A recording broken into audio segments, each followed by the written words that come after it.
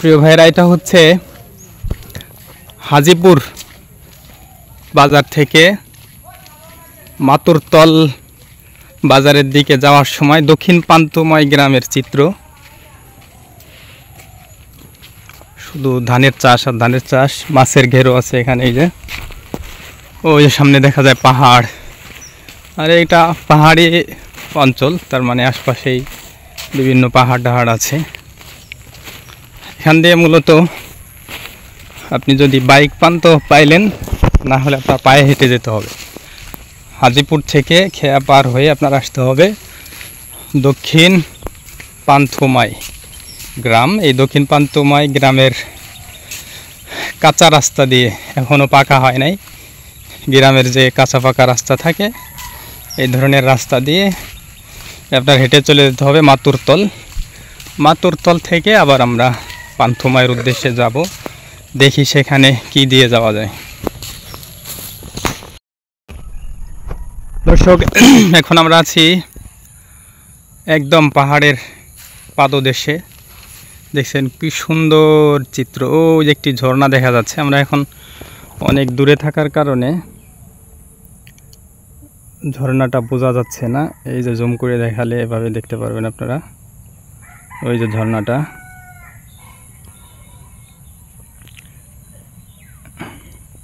তো এটা হচ্ছে দক্ষিণ পান্থময়। দক্ষিণ পান্থময়, আমরা আজ মূলত পান্থময় ঝর্ণা দেখতেই যাচ্ছি। দক্ষিণ পান্থময় এলাকার গ্রামের একটা জায়গায় আমরা দাঁড়ালাম এবং পাহাড়ের এই চিত্রগুলো দেখতে পাচ্ছি। অসাধারণ, আলহামদুলিল্লাহ। এখান থেকে আসলে যারা বসবাস করে, হয়তো তারা বসবাস করতে করতে এই সৌন্দর্য বা জীবনের সাথে সংগ্রাম করতে করতে এগুলো তাদের মোহিত করে না। তবে আমরা যারা দূর থেকে আসি তাদের জন্য এটা খুবই আকর্ষণীয় একটি জায়গা। অসাধারণ, দেখলে মন ভরে যাবে আপনার। দেখুন, ওই পাহাড়ের সাথে মেঘগুলো গিয়ে মিশেছে, মনে হচ্ছে পাহাড় আর মেঘ একই সঙ্গে আছে। ওই যে সাদা সাদা যে চিত্রটা আপনারা দেখতে পাচ্ছেন, ওটা মূলত পাহাড়ের যে পাথরগুলো আছে, পাথরগুলোর উপরে যখন পানি পড়ে তখন এই ধোঁয়াগুলো ওড়ে। স্থানীয় লোকদের থেকে এটা জানতে পারলাম। প্রথমে আমরা ধারণা করেছিলাম ওটা কি আগুন জ্বলছে কিনা, আসলে আগুন না, ওটা আগুনের ধোঁয়া না। ওটা মূলত পাহাড় যে পাথর আছে, পাথরের উপরে পানি পড়লে ওই ধোঁয়াগুলো উঠতে থাকে। দক্ষিণ পান্থময় থেকে পশ্চিম মহল্লা হয়ে মাতুরতল বাজারের দিকে যাওয়ার সময় দৃশ্য। এখান থেকে যাওয়ার সময় হাতের ডানের পাহাড়গুলো এভাবেই আপনাকে হাতছানি দিবে।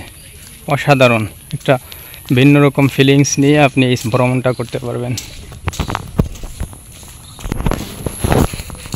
অত্যন্ত সুন্দর, আলহামদুলিল্লাহ। ওই যে একটি ঝর্ণা দেখা যাচ্ছে। এই ঝর্ণার দৃশ্য দেখতে দেখতে আপনি যেতে পারবেন। ওই যে পাহাড়ের দৃশ্যগুলো, পাহাড়গুলো অনেক উঁচু, মোবাইলে পাহাড়গুলোকে নিচে মনে হচ্ছে।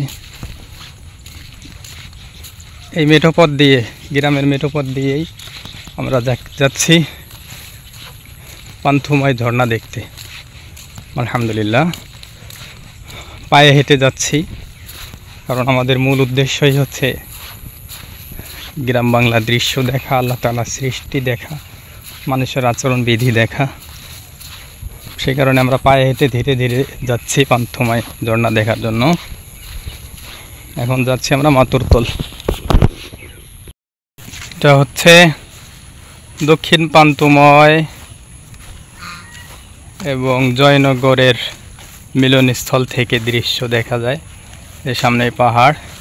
এটা হচ্ছে পান্থময় রোড, যে রোড থেকে ভিডিওটা করা হচ্ছে। এটা হচ্ছে পাকা রাস্তা, পান্থময় রোড বলে এটারে।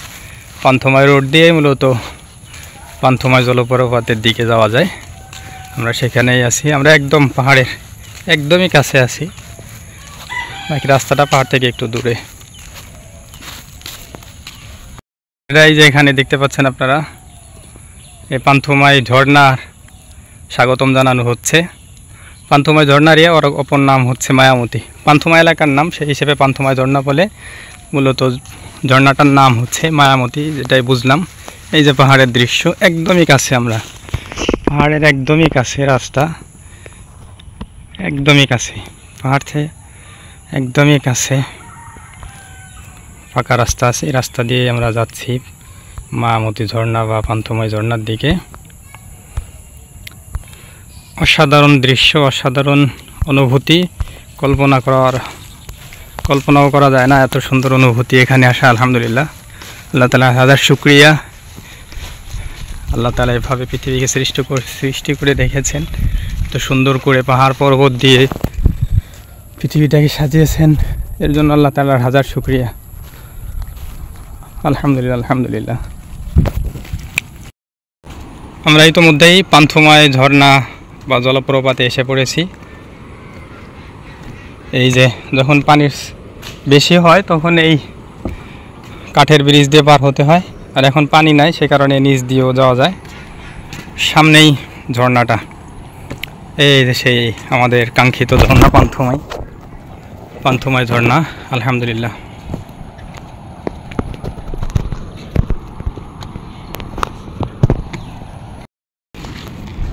পান্থময় ঝর্ণার সামনের দৃশ্য, ওই যে পাহাড়গুলো দেখা যাচ্ছে, মেঘ পাহাড়, এই যে হচ্ছে পান্থময় ঝর্ণার সামনের এলাকার দৃশ্য। এই ব্রিজ পার হয়ে আমরা এসেছি, এখন আমরা এগিয়ে যাচ্ছি পান্থময় ঝর্ণার দিকে। এটা কিন্তু 0 পয়েন্ট, অর্থাৎ আমরা যেখানে আছি এটা বাংলাদেশের সীমানা, আর পান্থময় ঝর্ণাটা ইন্ডিয়ার সীমানায়। বাংলাদেশের সীমানা থেকে দাঁড়িয়ে পান্থময় ঝর্ণাটা দেখতে হয়। তো পান্থময় ঝর্ণাটা একদম নৌকা দিয়ে পার হয়ে ঝর্ণার কাছেও যাওয়া যায়, কিন্তু সেটা ইন্ডিয়ার বর্ডার অতিক্রম করতে হয়, আইনগত এটা নিষিদ্ধ, যাওয়া ঠিক না। অনেক ক্ষেত্রে বিএসএফ গুলি করে বা হলো শাস্তির আওতায় নিয়ে আসে, সে কারণে না যাওয়াটাই ভালো। আর এখন আমরা আজকে 19শে আগস্ট 2024, আপনারা জানেন 5 আগস্ট আমাদের বাংলাদেশের আওয়ামী সরকারের পরাজয় হয়েছে, পতন হয়েছে ছাত্র আন্দোলনের মাধ্যমে। তো সেই আন্দোলনকে কেন্দ্র করে ভারতও উত্তেজিত, সে কারণে এখানে পান্থময় নদী পার হয়েও পারে দেখতে দেয়, বাকি এখন অনেকটা কঠোর, এখন কোনোভাবে এই সুযোগটা দিচ্ছে না। এই সুযোগটা আগে যখন পরিবেশ স্বাভাবিক থাকে, দুই দেশের সম্পর্ক স্বাভাবিক থাকে, রাজনৈতিক উত্তেজনা না থাকে, তখন ওখানে গিয়ে দেখা যায়, কিন্তু এখন যাওয়াটা একদমই নিরাপদ না। সেই কারণে আমরা দূর থেকে দাঁড়িয়ে দেখছি, কাছে যাওয়ার প্রয়োজন নাই তেমন, কারণ হচ্ছে এখান থেকে সুন্দর দেখা যায়, অসাধারণ সুন্দরই দেখা যায়, দেখতে কোনো অসুবিধা নেই। আমরা সামনের দিকে এগিয়ে যাচ্ছি।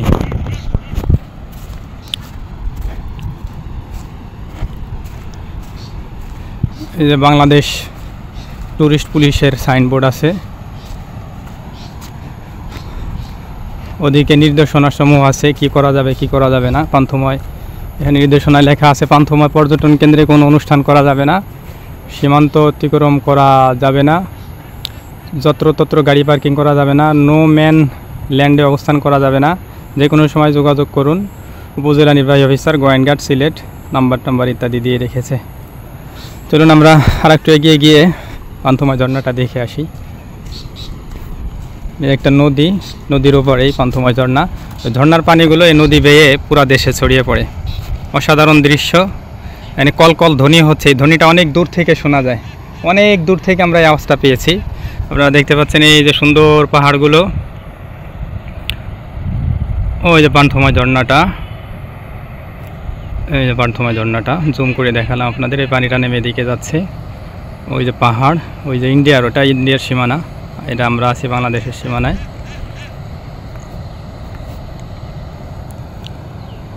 তো আপনারা যারা আসতে চান এখানে আসতে পারেন, দেখতে পারেন আল্লাহ তাআলার সৃষ্টি। ঝর্ণা আসলে একটা ঝর্ণা দেখলেই বাকি ঝর্ণাগুলো ধারণা পাওয়া যায়, সব ঝর্ণা দেখা লাগে না, তো মনের শান্তি, ভালো লাগে আসতে, তাই আসা।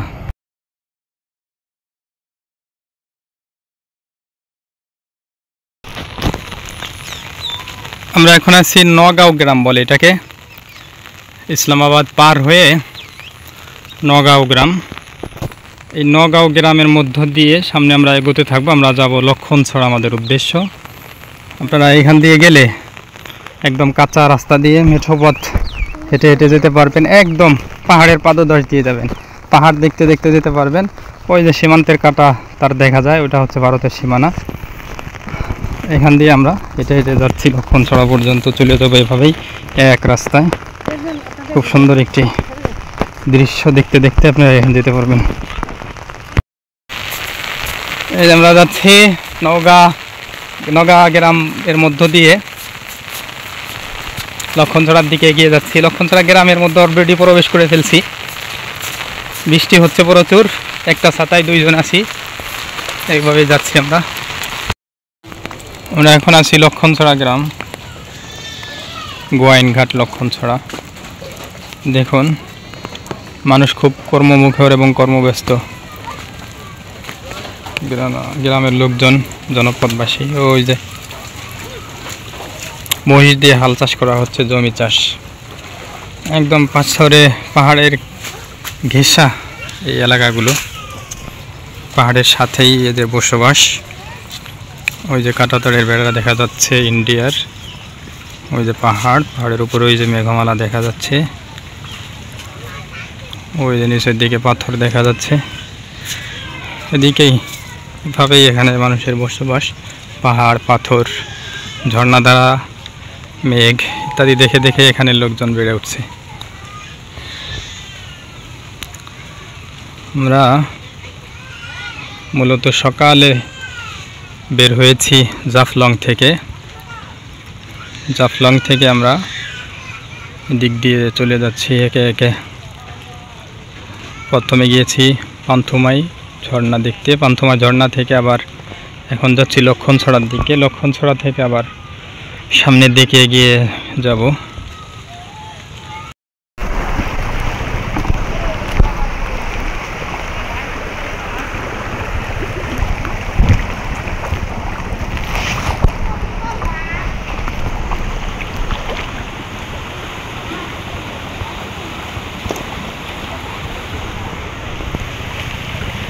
লক্ষণছড়া ঝর্ণা থেকে যে পানিগুলো নিচে প্রবাহিত হয়, সেই পানিগুলো এই যে এই নদী দিয়ে বেয়ে যাচ্ছে। এই যে এখানে একটা কালভার্টের মতো ব্রিজ আছে, এখান দিয়ে এই নদী দিয়ে সারা দেশের বিভিন্ন নদীতে পানিগুলো ছড়িয়ে যায়। এই যে লক্ষণছড়া গ্রামে আমরা আছি, সামনেই লক্ষণছড়া ঝর্ণা। এই যে গোলমছড়া ঝর্ণা থেকে যে নদীর পানি প্রবাহিত হয়ে যাচ্ছে, সেখানে লোকজন গোসল করছে। এই যে পাথর আছে, পাহাড়ের পাথরগুলো পানিতে, ঝর্ণার পানিতে ভেসে ভেসে এসে বিভিন্ন জায়গায় আটকে আছে। অনেক সুন্দর জায়গাটা। আসলে আমাদেরও আসার ইচ্ছা ছিল না, বাকি আমার অত্যাধিক কৌতূহল থেকে আমাদের এখানে আসা। এখানে আসার ব্যবস্থাটা খুব কঠোর বা কঠিন, সরাসরি রাস্তা দিয়ে আসা যাওয়া করা যায় না। এই কারণেই মূলত মানুষ এখানে আসে না। কিন্তু অন্যান্য ঝর্ণার থেকে এই জায়গাটা কম ভালো না, অনেক সুন্দর, অসাধারণ। দেখবেন এই যে পাথরের নদী, আর এই যে দেখুন কি সুন্দর। এটা কিন্তু আমি মনে করি জাফলং 0 পয়েন্ট থেকেও সুন্দর এই জায়গাটা, আমার বিশ্বাস।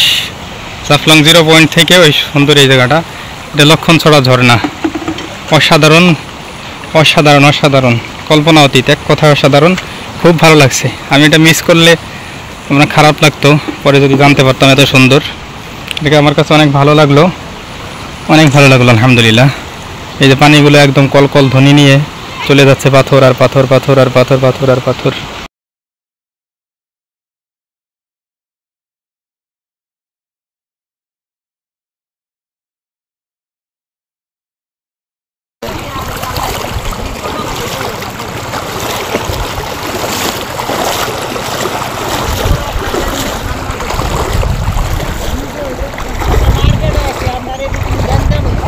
হ্যাঁ হ্যাঁ হ্যাঁ হ্যাঁ না ভালো। সবাই মিলেমিশে থাকাই ভালো।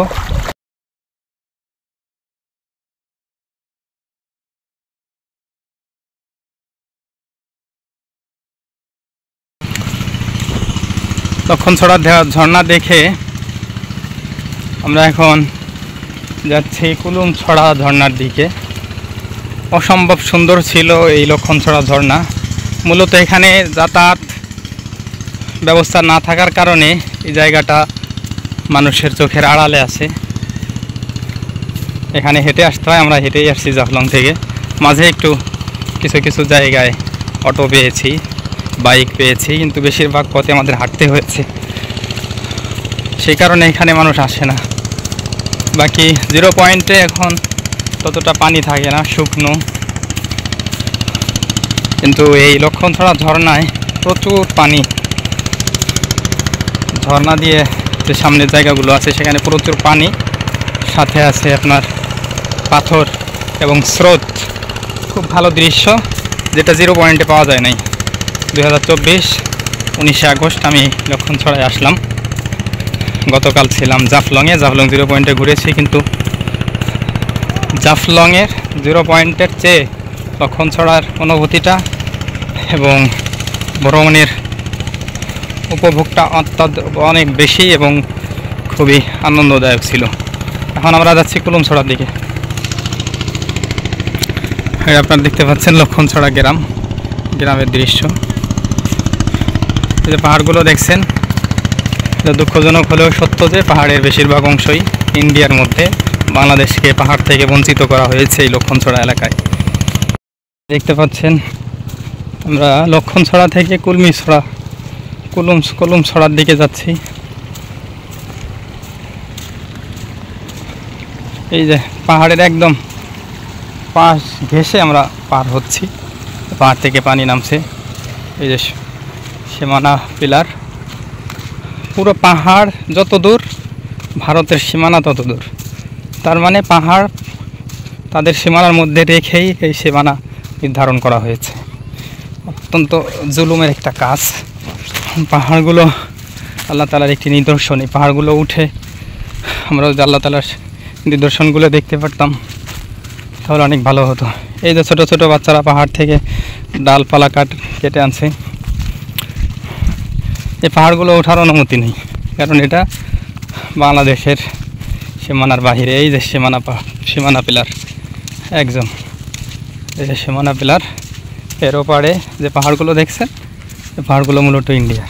এই পাহাড়গুলোতে আপনি উঠতে পারবেন না বাংলাদেশি হওয়ার কারণে। কেন দরকার তো ছিল সীমানাটা এমন করে দেয়া যে পাহাড় বাংলাদেশের সীমানায় রেখে ওই পাশে ভারতের সীমানা দেওয়া যেত। সেটা কেন করা হয় নাই আল্লাহ ভালো জানে। ইতিহাস ঘাটে দেখতে হবে এখানে কারা কল কাঠি নেড়েছে, কারা এটা করেছে। এই যে সীমানা পাহাড়, আর একটা সীমানা পাহাড় দেখা যাচ্ছে।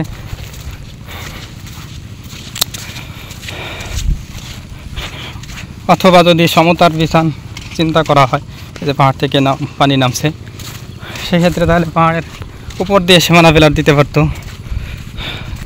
সেক্ষেত্রে বোঝা যেত সমতা রাখা হয়েছে। কিন্তু না, যত দূর পাহাড় তত দূরই তাদের সীমানা যদি বাঁকাও করা লাগে তবুও তারা বাঁকা করে নিয়েছে। কিন্তু সীমানাটা পাহাড়কে তাদের ভিতরে রেখেই দিয়েছে। পাহাড়ের যে নিদর্শন বা পাহাড়ের যে সম্পদ আছে সেটা আমাদের ভোগ করার কোনো সুযোগ নেই। এই হলো বাস্তবতা। আপনারা যে চিত্রগুলো এখন দেখতে পাচ্ছেন, এটা মূলত লক্ষণছড়া থেকে কুলুমছড়া যাওয়ার পথে। আমরা কুলুমছড়া পৌঁছে দেখব কুলুমছড়ার দৃশ্যটা কেমন, ইনশাল্লাহ। এই দেখতে পাচ্ছেন আপনারা, এই যে পাহাড় থেকে নেমে আসা পানিগুলো। আমরা এখন কুলুমছড়ায় আছি। পাহাড় থেকে নেমে আসা পানিগুলো এখান দিয়ে প্রবেশ করছে বাংলাদেশের বিভিন্ন নদ নদীতে। এই যে পানির সাথে সাথে পাহাড় থেকে অনেক পাথর কুচি ভেসে এসেছে এবং এদিক দিয়ে জমা হয়ে আছে। এখানে একটা কালভার্ট নির্মাণ করা হয়েছে, ব্রিজ, ছোট কালভার্ট যেটারে বলে। ওই জায়গায় পানিগুলো নেমে যাচ্ছে। এই দেখছেন পাহাড়, কুলুমছড়ার পাহাড় এইগুলা। ওই যে অনেক উঁচু উঁচু পাহাড়, পাহাড় থেকে অনেক পানি নিচের দিকে নেমে যাচ্ছে। এই যে অনেক পানি, যেখানে সেখান দিয়ে নালা হয়ে আছে এবং পানিগুলো নেমে যাচ্ছে। পাহাড়ে শুধু গাত্র বেয়ে বিভিন্ন জায়গায় পানি পড়ছে, ঝর্ণা, ছোট ছোট ঝর্ণায় ভরা পাহাড়ের গাত্র বেয়ে। একটু পরপরই ঝর্ণা আছে, বাকি কিছু কিছু ঝর্ণা আবার অনেক বেশি পানি পড়ে এবং দেখার মতো, সেই কারণে সেগুলোতে মানুষ যায়।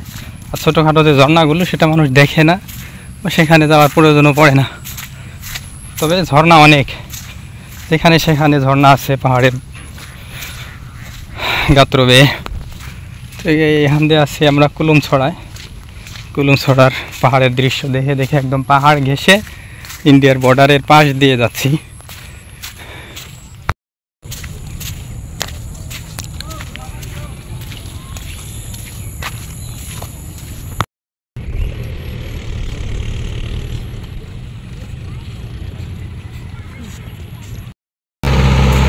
এটা হচ্ছে কুলুমছড়া।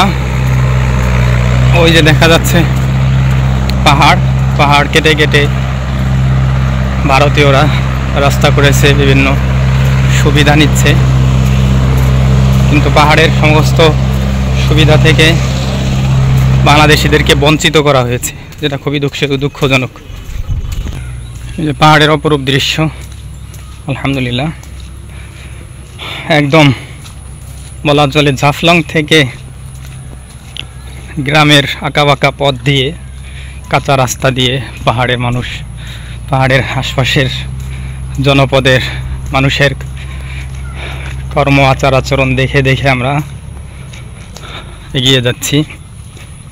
উদ্দেশ্য বিছনাকান্দি, মাঝে আমরা দেখলাম লক্ষণছড়া, এখন যা দেখব কুলুমছড়া ঝর্ণা। এগুলো দেখে দেখে এগিয়ে যাচ্ছি। একদম বর্ডার এলাকা, সীমান্ত ঘেঁষা এই এলাকাটা। পাহাড় দেখা যাচ্ছে, একদম পাহাড়ের পাশ দিয়েই যাচ্ছে আলহামদুলিল্লাহ। আজকে সারাদিন সকাল থেকেই পাহাড়ের পাশ দিয়েই হাঁটছি আর পাহাড়ের দৃশ্যগুলো দেখছি, অসাধারণ লাগছে। আল্লাহ তাআলার সৃষ্টি দেখে দেখে নিজেকে আবেগাপ্লুত করছি, আল্লাহর প্রতি বিশ্বাস বাড়াচ্ছি, দুনিয়ার বৈচিত্র্য বোঝার চেষ্টা করছি, এগুলো থেকে শিক্ষা নিয়ে নিজের জীবনকে পাল্টানোর চেষ্টা করছি। এই যে পাহাড়ের দৃশ্য, অসম্ভব সুন্দর দৃশ্য পাহাড়ের। এই যে পাহাড়গুলো আমরা অনেক কাছ থেকে দেখছি, একদমই কাছ থেকে, উপরের দিকে তাকিয়ে দেখতে হচ্ছে, মাথা উঁচু করে দেখতে হচ্ছে আমাদের। সামনে একটা বাঁশের ছাকো, ছোট একটা খাল, এটা পার হয়ে মানুষ ওখানে ওই পাশের এলাকাগুলোতে প্রবেশ করে। আমরা এখন আছি এটা কুলুমছড়া, কুলুমছড়াতে আছি। কুলুমছড়ার দৃশ্যগুলো আমরা দেখছি এখন। আমরা আমাদের কাঙ্ক্ষিত কুলুমছড়া ঝর্ণায় এসে পড়ছি। পাহাড়গুলো ভারতের সীমানায় হওয়ার কারণে ঝর্ণাগুলোতেও উঠা যায় না বা কাছে গিয়ে দেখার কোনো সুযোগ নেই, বাধ্যবাধকতা আছে।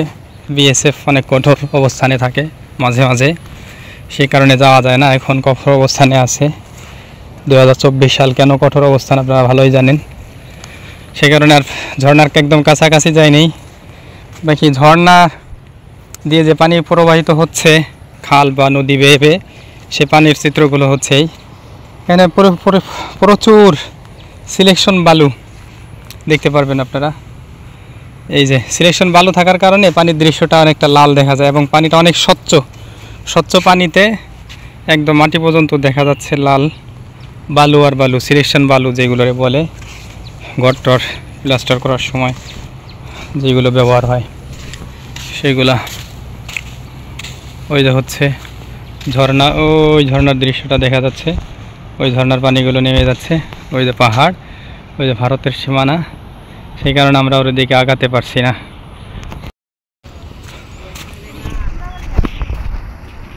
কুলুমছড়া থেকে আমরা এখন বিছনাকান্দির উদ্দেশ্যে রওনা হয়েছি। এই হচ্ছে কুলুমছড়া। আমরা এর আগে দেখে আসলাম হলো লক্ষণছড়া, জায়গাটা অনেক সুন্দর ছিল। কুলুমছড়া যেহেতু পুরো বেশিরভাগ অঞ্চলটাই ভারতের সীমানার ভিতরে, সেই কারণে পুরো দৃশ্য দেখা যায় না, শুধু খালে যে পানিগুলো নামছে সেটা দেখা যায়। আর এখানে আছে হলো সিলেকশন বালু, সেই বালুগুলো দেখা যায়। মানে পার হওয়ার কোনো ব্যবস্থা নাই, পানি মাঝে মাঝে কম থাকে, বেশি থাকে, রিস্ক নিয়ে পার হতে হয়, স্রোতের মধ্য দিয়ে পার হতে হয়, অনেক সময় পা পিছলে যাওয়ার সম্ভাবনাও থাকে। এগুলো হচ্ছে কুলুমছড়া এলাকার পাহাড়ের দৃশ্য। কুলুমছড়ার ওখানে একটা জলপ্রপাত আছে বা ঝর্ণা আছে, সেই ঝর্ণা দেখে আমরা সামনের দিকে যাচ্ছি, যাবো বিছানাকান্দি।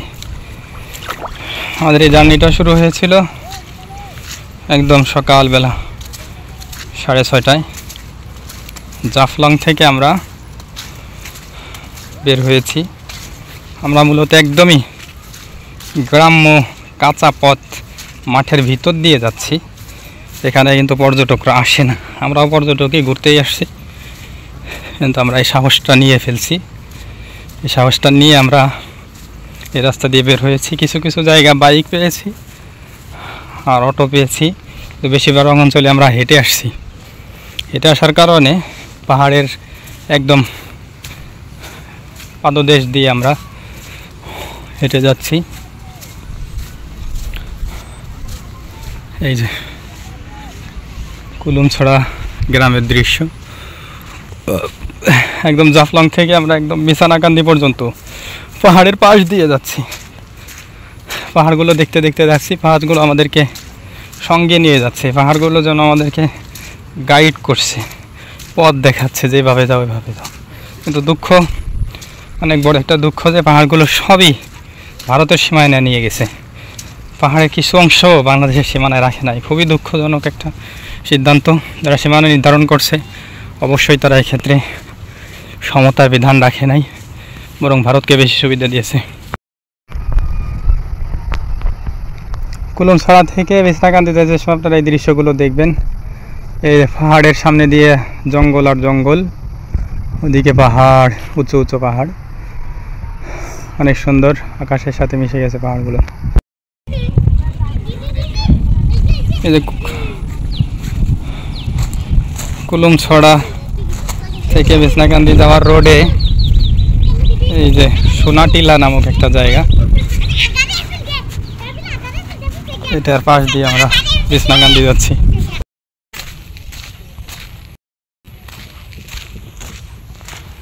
পাহাড়ের গা বেয়ে আমরা কুলুমছড়া থেকে বিছনাকান্দি যাচ্ছি পায়ে হেঁটে। পাহাড়ের দৃশ্য, একদমই বর্ডার এলাকা, সচেতনতার সাথে চলাফেরা করাই ভালো।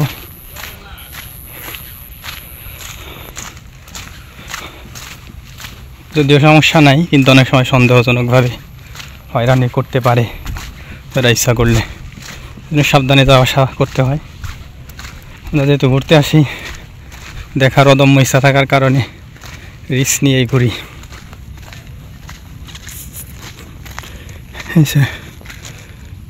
সোনাটিলা কয় এটারে।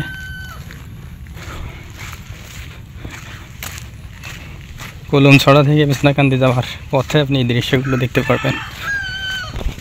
এখন শুধু পাহাড় আর পাহাড়, পুরো এলাকা জুড়েই শুধু পাহাড় আর পাহাড়।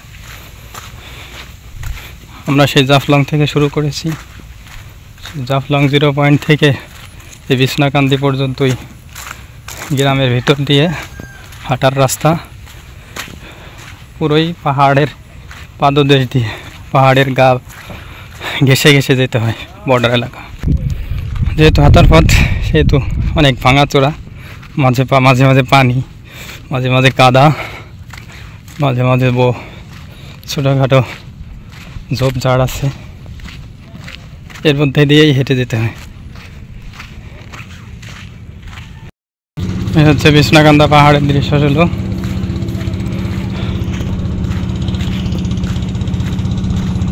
এপাশে পাহাড়, এপাশেই বিলের মতো পানি আর পানি।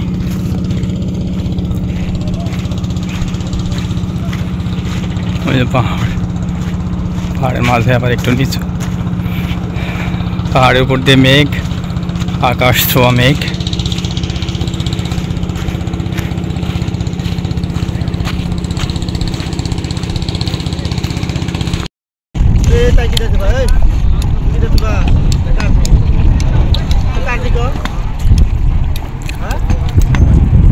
Allah, Allah, Allah, Allah, Allah, Allah, Allah, Allah, Allah, La ilaha illahu.